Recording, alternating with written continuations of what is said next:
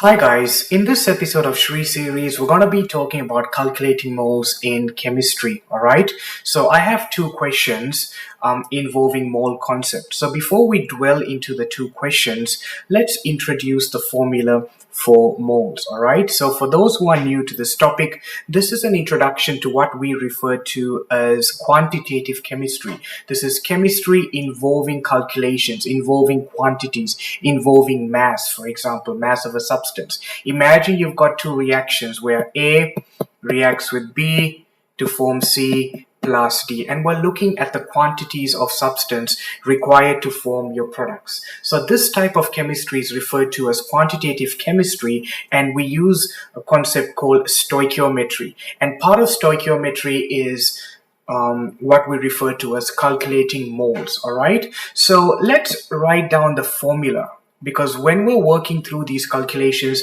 there is a formula that we need to work through. There's a formula that we need to follow, and using that formula, that will help us answer the questions. All right, so let's look at number of moles. All right, so when you're writing down number of moles, the formula is given mass divided by relative molecular mass or relative atomic mass. All right, now there's a difference between the two. When you're looking at an element alone, say for example you're trying to find the number of moles of sodium, for example, the element alone that you find on the periodic table, we refer to as relative atomic mass.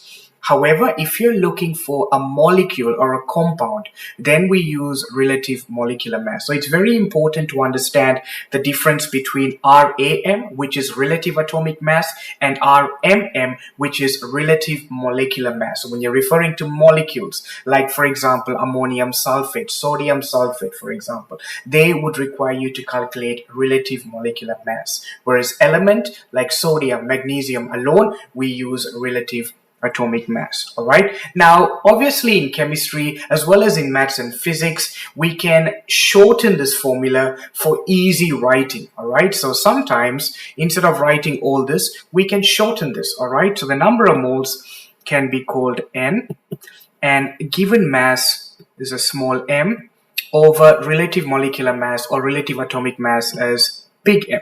All right, so this is how you can simplify this formula. All right, so N means number of moles, and if you want, I can write it here just to show you what they mean. And then the small m is a given mass in grams, and your big M is your relative atomic mass or relative molecular mass. Now, the unit for mass is grams, and the unit for relative atomic mass or relative molecular mass is grams per mole. All right, so just like in physics as well as in maths, you need to write down the correct formula, and you need to write down the correct unit to work through this. All right, so I just wanted to introduce the formula for moles because that's how we can answer the first question. All right, so I just wanted to show this bit here. So let's move on to the question. So the question says calculate the number of moles of 38.5 grams of ammonium sulfate. All right, so what information do we have? We've got 38.5 grams, all right, of ammonium sulfate, and we've got this molecule or this compound, ammonium sulfate. All right, so what information has been given? We've been given the mass, which is 38.5 grams. All right, we've been given the molar mass. All right, now the molar mass of ammonium sulfate, you can obtain it when you write down the correct formula. All right, I purposely wrote down the word formula because from the word formula you need to derive the appropriate chemical formula.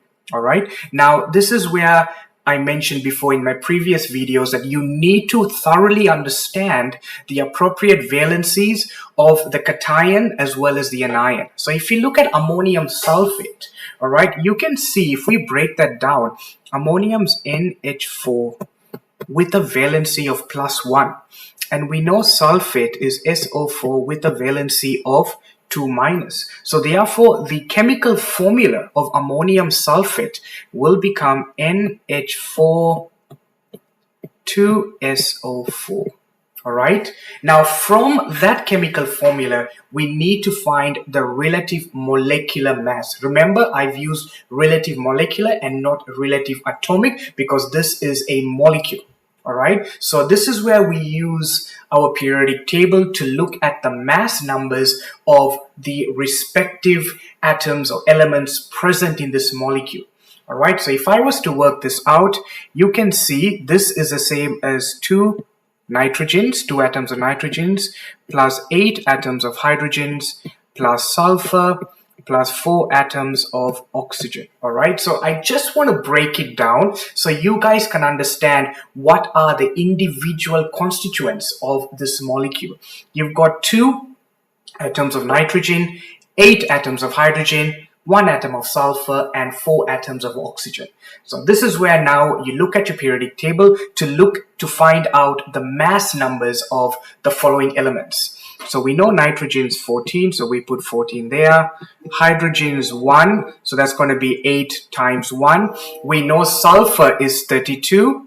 And we know that oxygen is 16. And what we do from there now is we work that out. So that's 28 plus 8 plus 32 plus 64. And then you get your calculator to work that out. 28 plus 8 is 36. And 36 plus 32 plus 64. And that's going to give you 132 grams per mole. So that is your relative molecular mass of ammonium sulfate. If you're not too sure, you can work it out again. But once you become confident, you don't need to rework this question again or this problem of finding the relative molecular mass. So that's 132 grams per mole. So what now is my relative molecular mass? That's 132, all right, grams per mole. So what's the formula that we need to work out? We want to find out the number of moles, which is given mass over relative molecular mass. And that is 38.5 divided by 132. So that's grams, and that's grams per mole. And you get your calculator and you get 38.5 divided by 132. And your answer is 0.2916. All right, so that is the number of moles.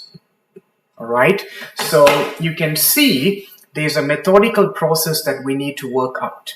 Now, one of the few tricks with this question is if you didn't know the chemical formula of ammonium sulfate, you're not going to get the relative molecular mass correct. So this question really depends on how well you understand, one, the relationship between moles, mass, and relative molecular mass, and 2, how you're able to understand the valencies of the respective cations and anions. So in this case, ammonium sulfate is NH4 whole brackets 2SO4. All right, and then you divide to get to your answer.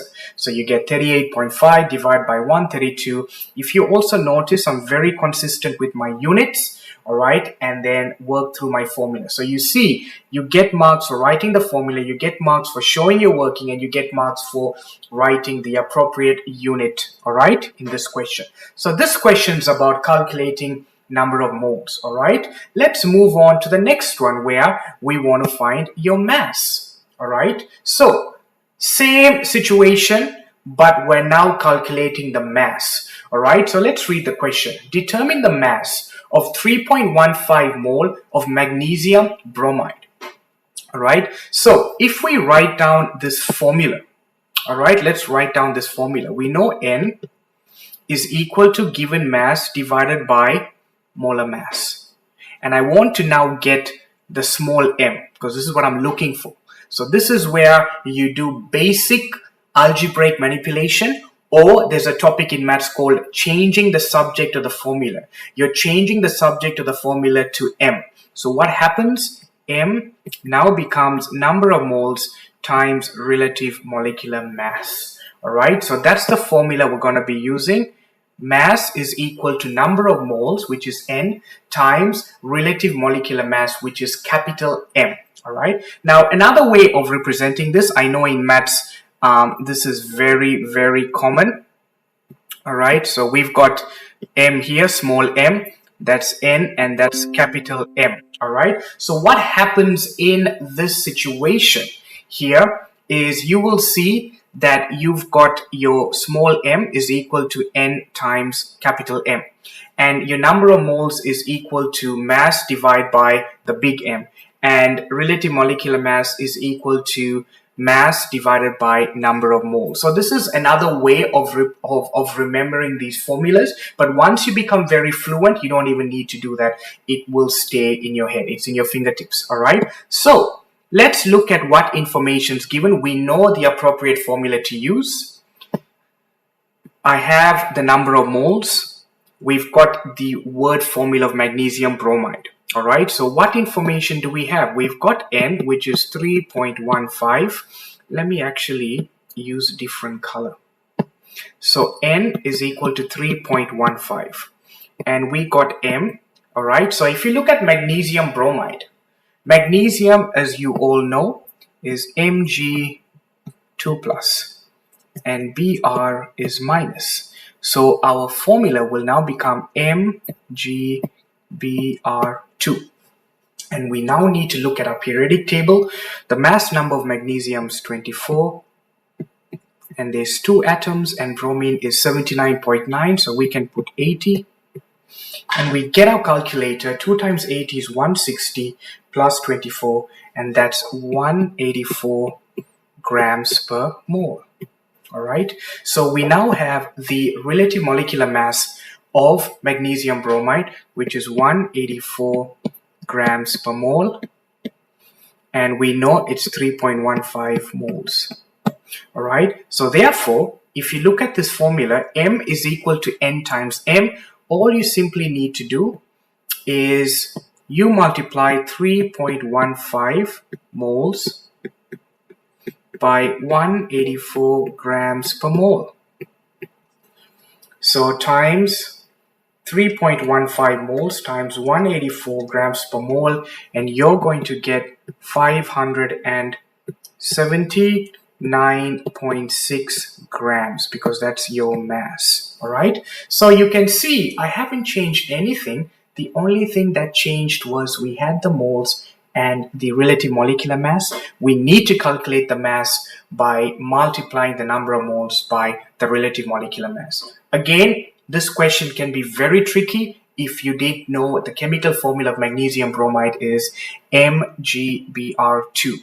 If you thought it was MgBr, you're not going to get the answer right. So it's very, very important that you understand the chemical formulas using the respective valencies of both cations and anions and use it in the appropriate question.